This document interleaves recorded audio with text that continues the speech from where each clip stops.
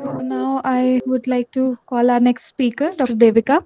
Dr. Devika Sethi received her education from Delhi University and Jawaharlal Nehru University.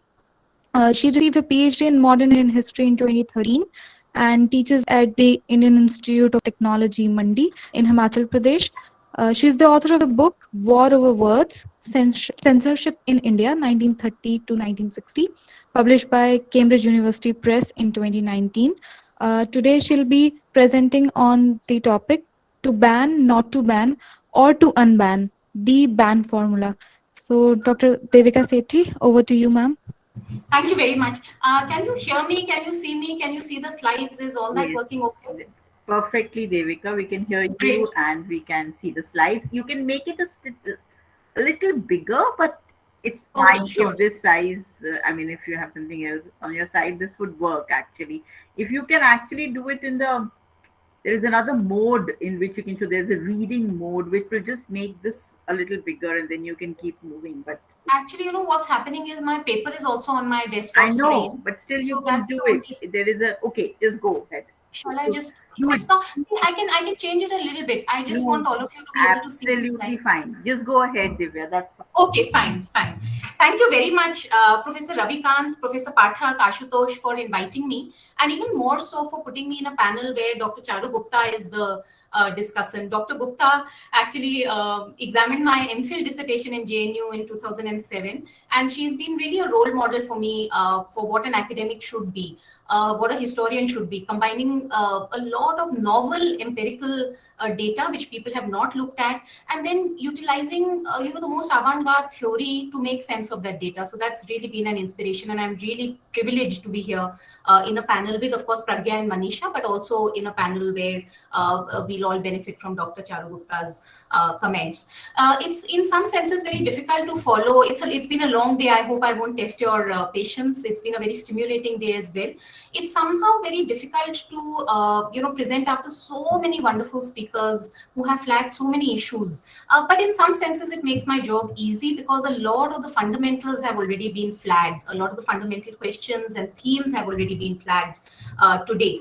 We've had papers on production, reception, circulation. We've had Pragya's wonderful paper on what the archives can tell us about proscription from the archivists' viewpoint. I want to, in my paper, reverse the gaze a little bit. And what I want to do is look at the censors and take them a little seriously, take colonial censors a little seriously, assuming that they operate with a certain rationality and also assuming that they have a certain rationale, which is why I'm going to talk about something called the ban formula. Ideally, it should have been ban formulae because it's not one formula, but I'll tell you in a minute or towards the end of the talk, actually, why I'm using the ban formula as a term. So this is a book that I wrote and which was published in 2019, where I'm looking at the colonial, post-colonial transition as well, but I'm also looking at the 30s. And in today's paper, I'm going to look at two case studies from the 1930s, one of which comes from this book and one of which is actually not in this book.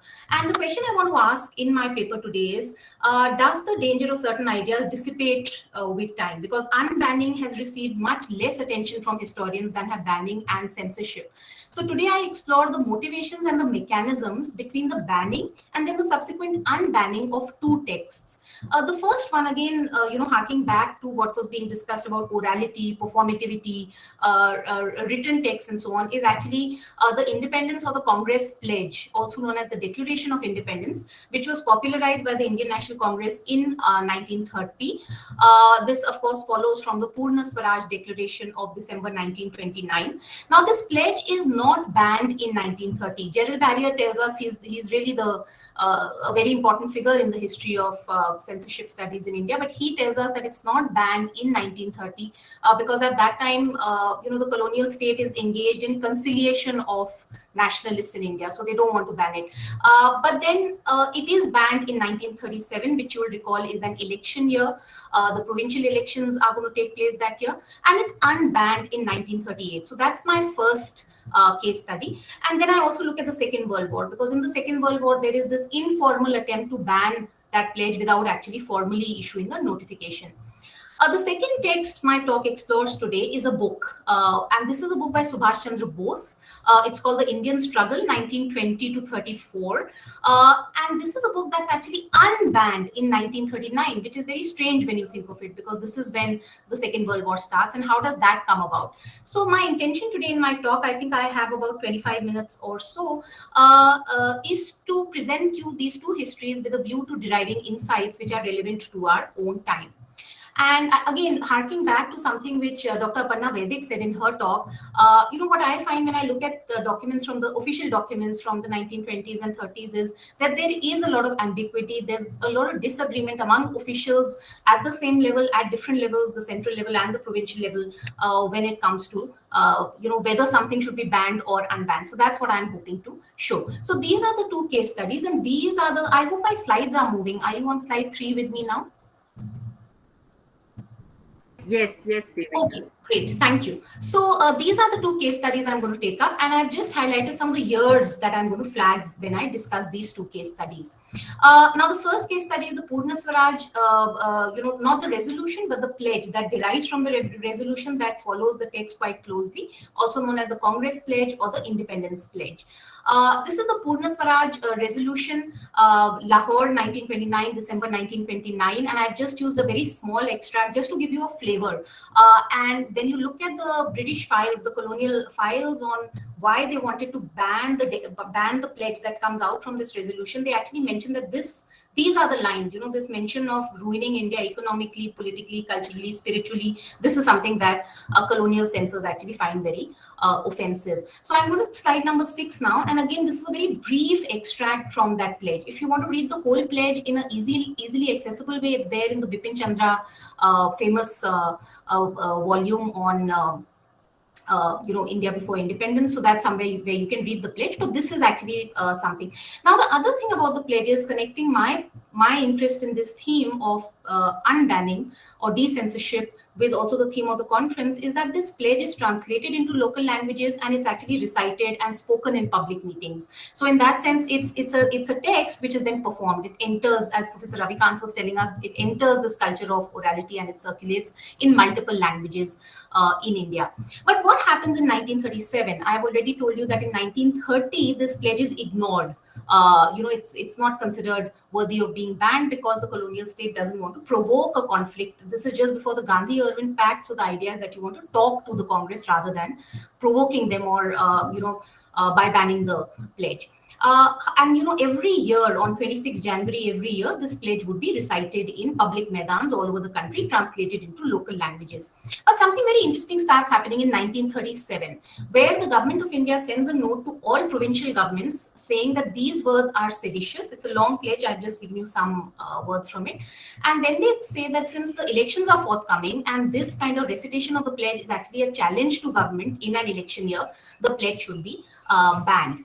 The government note also says, they also say that, there's a reason why this should be banned. And I just come to an argument for banning the pledge. So this is the Home Secretary, this is the highest level of government in India we are talking about. And this is a note in a file where he says why the pledge should be banned. Now, I'm going to be talking about arguments for banning, arguments against banning, and how they interact with each other. That's what I call the ban formula, which is why these arguments become very important. So the argument for banning the pledge is that if you have individuals who are not very important reciting something that's probably okay, but when you have, it's the other way around. When you have a person like Nehru who in an election campaign or even before that is reciting a pledge as an individual, it might be okay. But when you have a public recitation repeatedly by large groups of people, then there's a problem. So here we are coming to one ingredient of the ban formula, which is numbers and size and how many people are reading it. And again, the good thing about presenting the second last paper of the day is I can kind of latch on to other people's very profound insights. And one of those is something that Professor Charu Gupta mentioned about elite being allowed certain things that the common people are that is considered common, dangerous for the common people from the point of view of censors. So this is one of the reasons why, this is one of the arguments for banning the pledge. The same words uttered in different contexts or by different numbers of people attracted different penalties. So this is one of the things that has been mentioned. Now, the other interesting thing that happens is that all the provincial governments then, when they receive this telegram, they start writing back and they say, okay, we want to ban the pledge, or sometimes, as in the case of Madras, they say we don't want to ban the pledge. So you, again, the arguments by colonial censors for banning something or not wanting to ban something are actually recorded, and that makes very interesting insights into the process of censorship itself. So now I'm going to show you something that the governor of Madras, Lord Erskine, communicates to the viceroy, Lord Linlithgow, at the time. And he says that there are some ideological as well as practical problems why Madras is not really in favor of banning the pledge. And why don't they want to ban the pledge that the central government has asked them to ban? They say that banning would give prominence to a document that would otherwise pass unnoticed. So we come to another constituent of the formula, which is publicity. And that's, I think, a dilemma that all censors face. That when you ban something, ban a film and so on, more people want to watch it. So is it really worth banning? The other thing that they say is that, it will be termed a repressive measure and the Congress will gain political capital from this during the elections. And one of the arguments I make in my book, using various examples from these very important decades, 1930s, 1940s, even 1950s, is that the colonial state at least seems to be extremely concerned about what the Indian public thinks about this amorphous mass of Indians and what they are thinking by what the colonial state is doing. The other thing that Lord Erskine says in this communication to the viceroy, so you have, another argument against banning, is that over the last 7 years, 1930 through 1937, Nehru had been saying various things. As Congress president, he had been reiterating the pledge. So it did seem unfair to now start banning something or to prosecute people for reading something which a famous nationalist had been saying all through. So these are the arguments for not banning the pledge. There's also communication from UP, where the governor actually says that he also felt that banning the Congress pledge might go in the Congress's flavor and it should be avoided. At the same time, both these senior officials also say that we would prefer to have uniformity at an all India level. So that's again something that very often when you study censorship at a not very deep level, you don't realize that when it comes to political censorship, there is a requirement for uniformity across India, because it makes no sense to allow certain things circulating, especially texts or documents that can actually be understood or translated from one language to the other. Now, Nehru's reaction, to the banning of the pledge is triumphant, because he sees the government banning the pledge as evidence of how seriously the government is taking the Indian National Congress. So that's the other thing. Banning can be, in a sense, in a very perverse way, a tribute to the power of print, and that's something that Nehru says. He feels that banning the pledge is actually an indicator of the powerful appeal of the Congress. What happens in the elections of 1937 is that the Congress comes to power in 7 out of 11 provinces of British India. So it's very successful in the elections. And the moment that happens, Nehru actually writes to the Chief Commissioner of Delhi, and he writes something very interesting. And this is what he says. He says that this pledge appears in various books which give a historical record of recent political events in India. I don't know how far these books also come within the ban. So this is again a dilemma and ambiguity in censorship that so many of the other speakers today have highlighted, that you have something which is being reproduced, extracts are being reproduced, it's being spoken somewhere, it's being written down somewhere. What do you ban and what do you not ban? He also says that the suppression of historical and current literature seems to be extraordinary. History, if it is to teach anything, must deal with the facts as they are and not with distorted versions of them. So he has a positivist idea of history, but it's still quite interesting that he says that. And he says that since now the Congress has gone from a group of rebels to people that are actually holding power in provincial governments in 1937. So he says that now this independence pledge is pretty much an official document. So what are you going to do about it? Now this communication by Nehru actually again provokes some amount of discussion, among colonial circles. And then what happens is that the Second World War breaks out in 1939. And again, with the breaking out, I don't think I have the time to go into the details, but what happens with the breaking out of the Second World War is that you have this category of offense called sedition, or a series of offenses, and you also have anti-war offenses. You have, and sometimes they kind of tally and sometimes they don't. So sometimes you have, there's this idea that now there's a hierarchy of offenses, and sedition is actually lower than hindering the prosecution of the war or asking people, as I said, sometimes they do tally, sometimes these are two different kind of things. So there's something that happens in 1939. And again, in 1941, the Viceroy, again, there's this question of the pledge, and the Viceroy is keen to avoid a showdown with the Congress, again, as they were in 1930.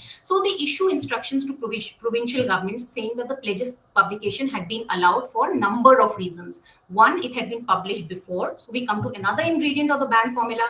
If something has been in circulation for a long time, it's either become old-fashioned or it's become less dangerous. So that's another thing that happens. So very often, even when it comes to Subhash Bose's case, which I'll discuss after this, you find that people say that because Bose has been saying this for so long and other people have now started saying it, it's kind of lost its potency because it's been said too often. So, there's no point in banning it because he'll get publicity. So there are all these ingredients, and there's a very careful balancing of priorities. There's a balancing of interest. There's a balancing of what you want, what you don't want. And, there's really a cost benefit analysis. It's really like an accountant trying to figure out, different accountants figuring out whether it's worth it or not to ban something. Now, the other idea is that the pledge doesn't actually contain any incitement to an anti-war campaign because it's much older than the war. It's from 1930. So since sedition now slips down a little bit in the hierarchy of offenses as compared to an anti-war campaign in the context of the Second World War, the pledge is actually allowed. And the government of India instructs local governments not to take action against the recitation of the pledge. So what you find is the same content, the same text in different circumstances is subject to different decisions about its fate using this cost-benefit analysis of various factors.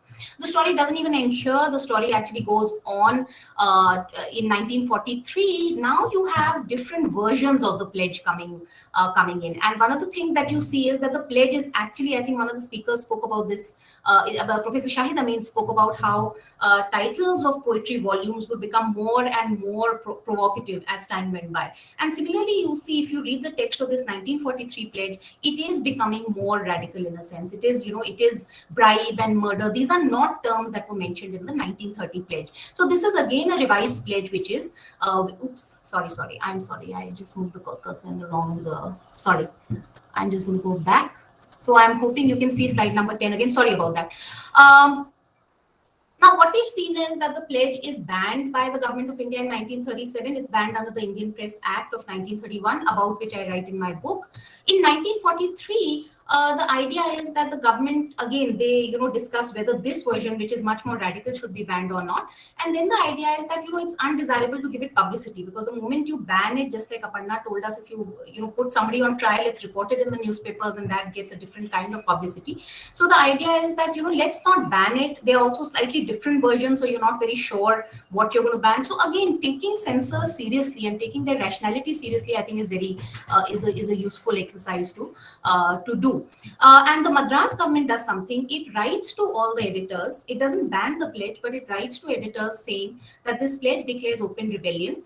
It's objectionable. It's actionable under the Defense of India rules. So please don't publish it. So again, there is an informal way in which you try and prevent circulation rather than issuing a notification. So the pledge is not actually banned in this avatar, which is actually much more radical than the avatar which was banned in 1937. So this is just a slide that kind of indicates the summary of the checkered history of the Congress, or the independence, or the Purna Swaraj pledge, as I said, translated into different languages, becoming something which is recited in Maidans and so on, rather than something which is just circulating among a few people.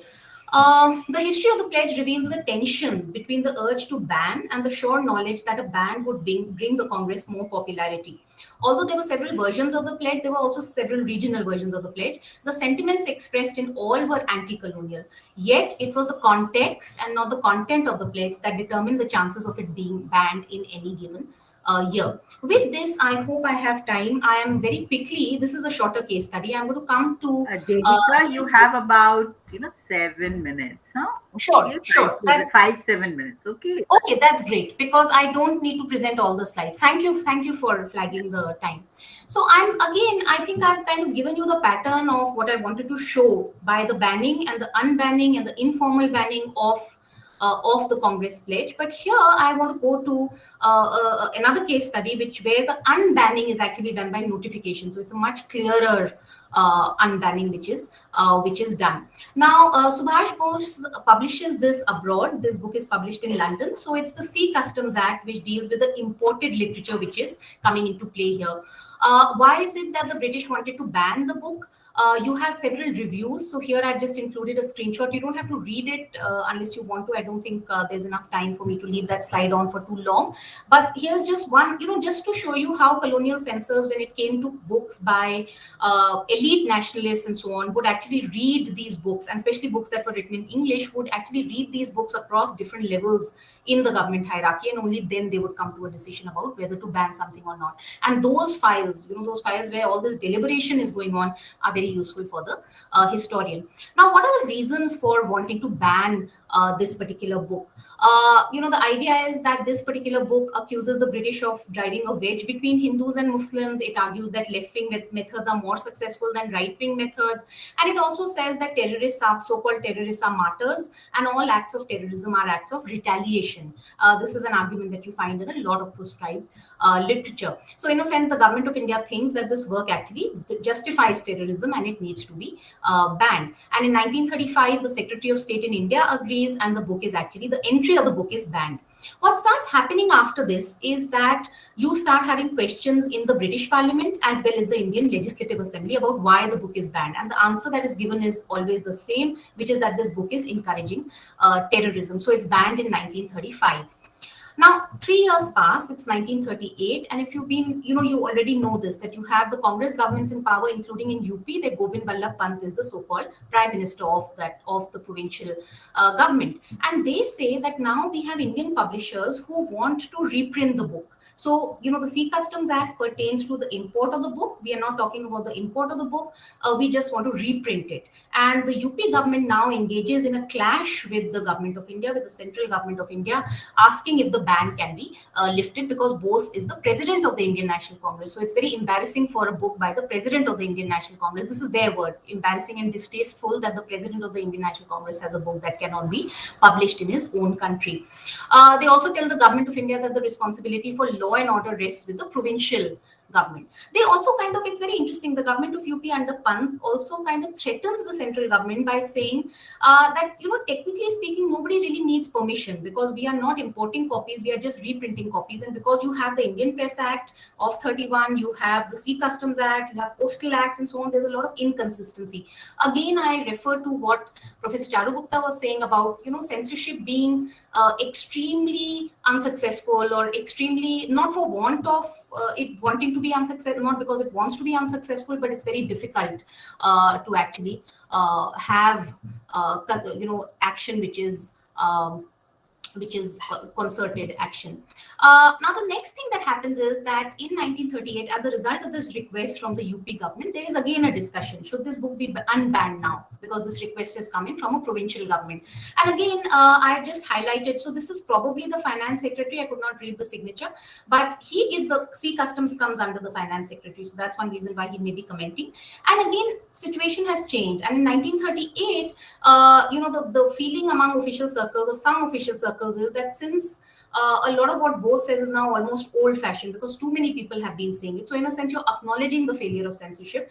You say that there's no point in having it banned. Another reason is that Bose was actually critical of moderate Gandhian tactics in the book. So, this is again something that is spelled out by one official who says that, in a sense, Bose is also criticizing the Congress. So let this go out into the world and let Indians read it. So as a result of this, the book is actually unbanned in 1939, which is the eve of the Second World War. I'll just come to the conclusion very quickly. I think I'm going to skip this. Sorry, I think I will just skip this. But this is something that I wanted to. I think I'll just skip these slides. Sorry about that. Now I come to the the ingredients of the band formula.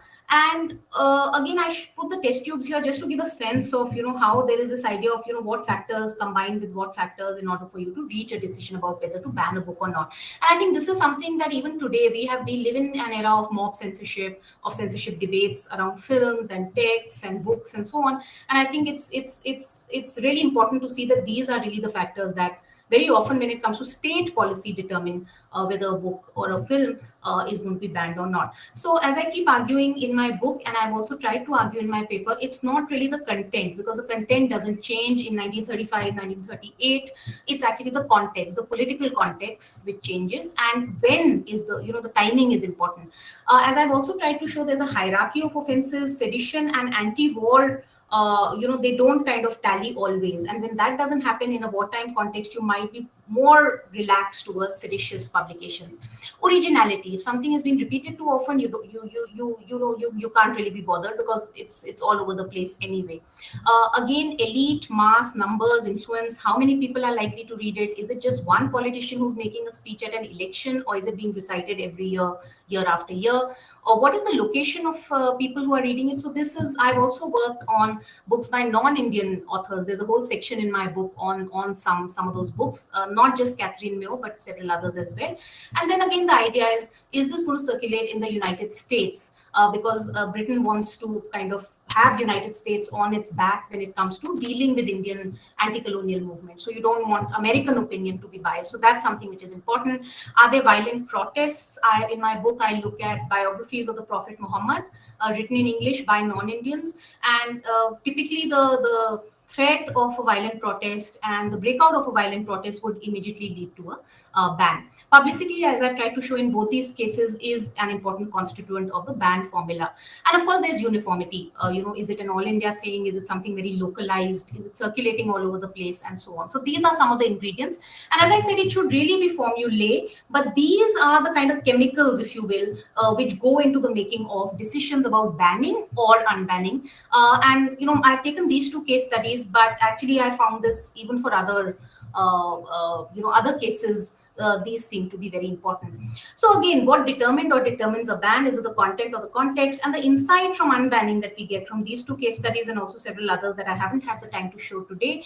It's really the context, because the text is not changing, it's the times that are changing. So I'm going to leave now. I can kind of make the screen a little bigger.